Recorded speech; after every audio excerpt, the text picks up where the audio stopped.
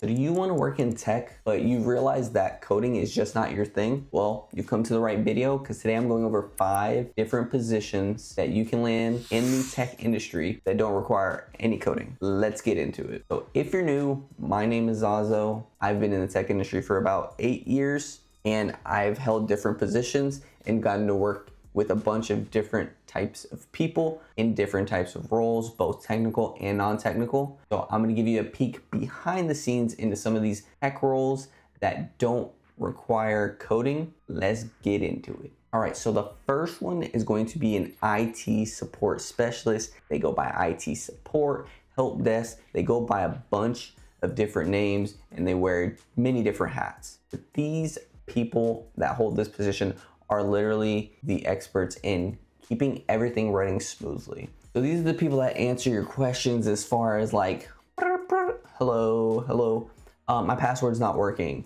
Help desk, IT support, they're on it. My email won't come up, or my email isn't working. Why is my email not working? IT support, they're on it. You know your computer won't turn on or your software is not working properly. They're usually the front line of getting that first call and really being able to get to the root cause of that issue. So some skills that are going to be needed are some networking experience. You'll really need to know how to troubleshoot. You also need to know about security best practices depending on which company you're working for. So the average salary for an IT support specialist, and there's a wide range because there's different levels most of the time based on like your experience and your knowledge and different certifications that you may have, is about $51,000 per year on average, right? Like I said, there's different tiers of IT support, but this is kind of around the average salary. So how do you get started in IT support? Well, you can get something like a entry-level IT certification, like a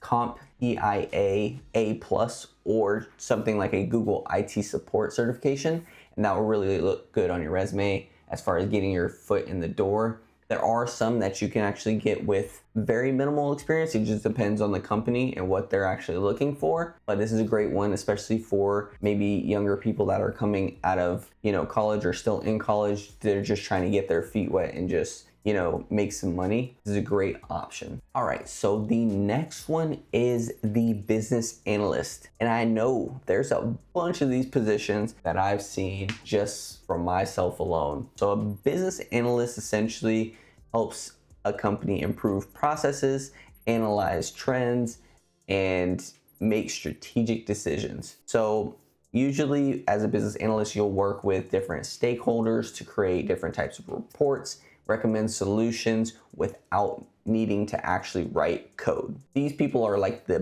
bridge between the non-technical stakeholders and the technical stakeholders. They bring them together to create some type of solution that's going to drive more business, whether it be cost savings, profit, or just some reports that can help the team or the company really be aware of how things are running and what's going on with the company. So the skills that are needed for this role are going to be some data analysis, so some things like Excel, maybe SQL basics, but it's not always necessary. It depends on the company.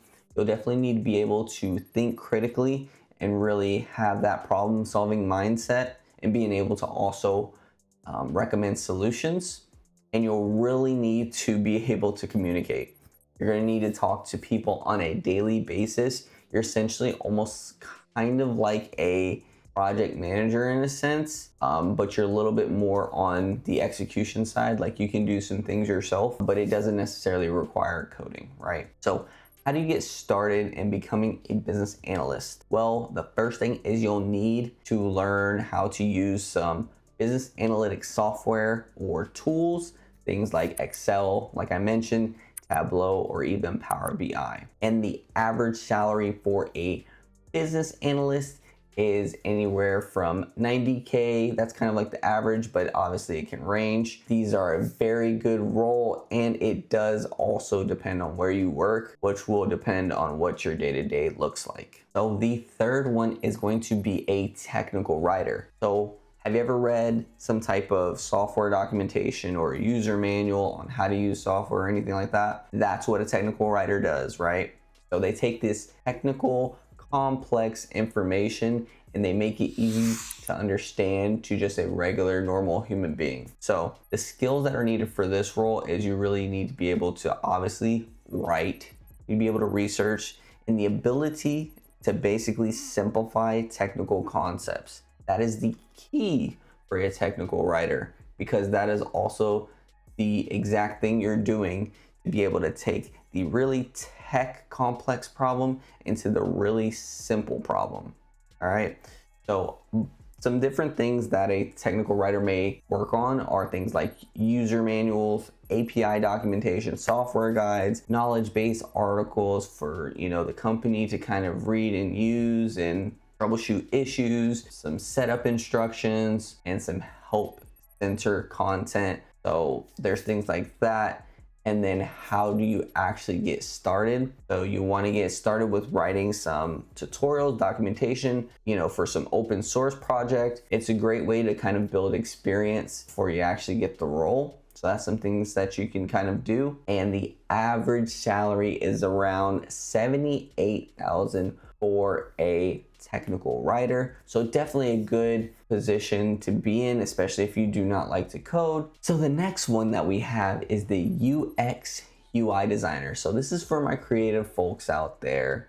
This may be a great option for you. So I put them in one role, but usually they stand on separate fronts, or they might overlap a little. But essentially a UX designer is someone who focuses on the product being easy and enjoyable to use, whereas the UI designer is really focused on the look and feel of the product. Have you ever been to like a website and it was extremely hard to navigate through? That would be the UX designer's roles and responsibility, is to make that user experience as seamless as possible and as intuitive as possible, right? Ever looked at a website?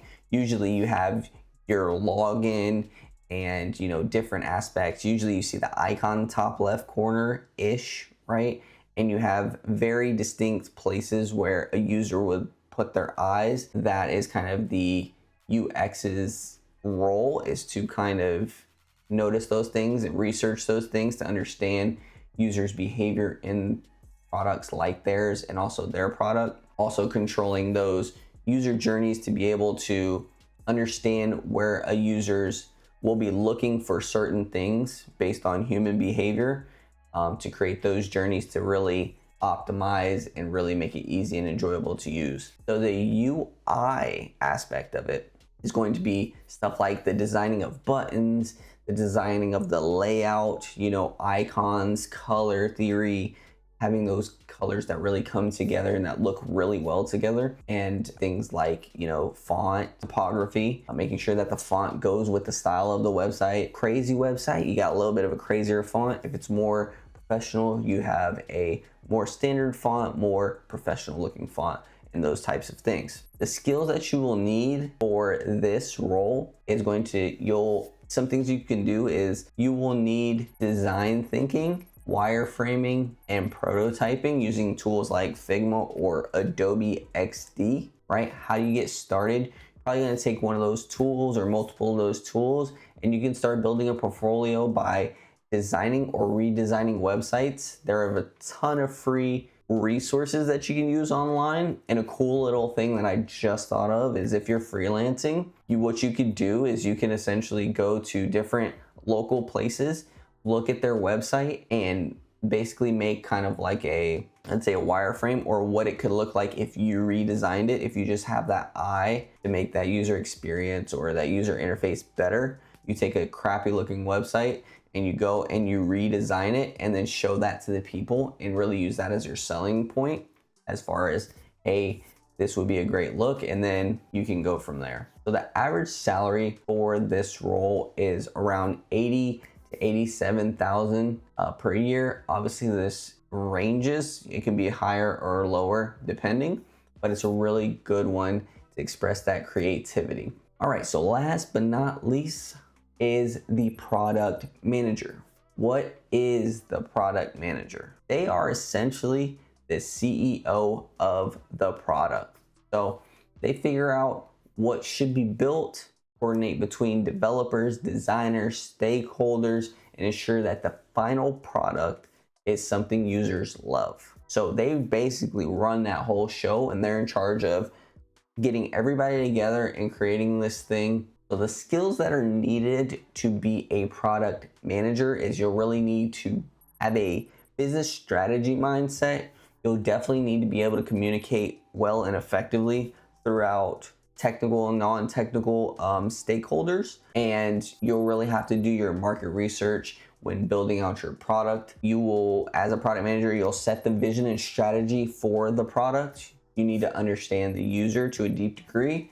You need to prioritize what is getting built. And like I said, you'll be working with different teams to get your product shipped, whether it be actual product or whether it be a software or whatever that is. And then you'll also need to be able to, after the fact, measure the success or non-success of the product. How you get started is you want to start by learning agile development, a little bit of UX design, some product roadmaps. So platforms like Coursera, Udemy have great courses for this. And the average salary is going to be about $123 per year. This obviously depends on the company, but as you can see, this role could be very lucrative. So this is going to be the end of the video. I hope that you liked it. Please let me know if any of these roles you'll be looking into or you'll be getting started with. This is it. Love, peace, and chicken grease. I'm out.